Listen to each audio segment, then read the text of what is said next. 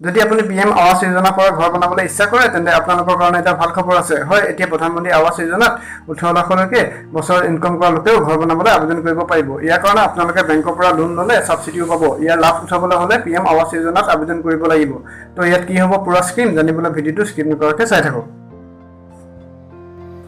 আপোনাক জনাই দিওঁ যে PM আৱাস যোজনাত কেৱল দুখীয়া শ্ৰেণীৰ লোকৰ বাদেও যোনবিলাকে বছৰত 15 লাখতকৈ বেছি আয় হয় তেওঁলোকেও এই যোজনাৰ লাভ উঠাব পাৰিব ইয়াত আপোনাক জনাই দিওঁ যে PM আৱাস যোজনাৰ চাৰিটা ভাগ আছে য'ত দুখীয়া শ্ৰেণীৰ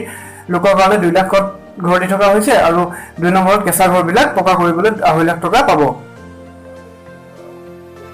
PM আৱাস যোজনাক লৈ মানুহৰ এটা ভুল ধাৰণা আছে যে ই কেৱল দুখীয়া শ্ৰেণীৰ মানুহৰ কাৰণেহে সেইকাৰণে বেছি আয় কৰা মানুহৰ ইয়াত আবেদন কম আহে বেছি আয় কৰা লোকেও এই যোজনাৰ দ্বাৰা 2.5 লাখলৈকে লাভৱান হ'ব পাৰিব এনেকুৱা লোকসকলে কোনো প্ৰাইভেট বিল্ডাৰ নতুবা চৰকাৰী সংস্থাত ঘৰ লৈ বেংকৰ ইণ্টাৰেষ্টত সাবসিডি ল'ব পাৰিব যদি কোনো ব্যক্তিয়ে 9 লাখ টকাৰ ঘৰৰ কাৰণে লোন লয় তেন্তে PM যোজনাৰ অধীনত বেংকৰ ইণ্টাৰেষ্টত 4% সাবসিডি পাব সেই ব্যক্তিজনে কেৱল 5%হে ইণ্টাৰেষ্ট দিব লাগিব PM যোজনাৰ লগত জড়িত অধিকাৰী মতে প্ৰধানমন্ত্ৰী আৱাস যোজনাত কেৱল দুখীয়া শ্ৰেণীৰ লোকক ঘৰ দি থকা হোৱা নাই সেই সকলো ব্যক্তিক ঘৰ দিয়া হৈছে যাৰ প্ৰয়োজন আছে এটা সপোন ঘৰ নিজৰ কৰি লোৱাৰ 2022 লৈকে সকলো লোকে এটা ঘৰ পাই যাব যাৰ প্ৰয়োজন আছে থ্যাংক ইউ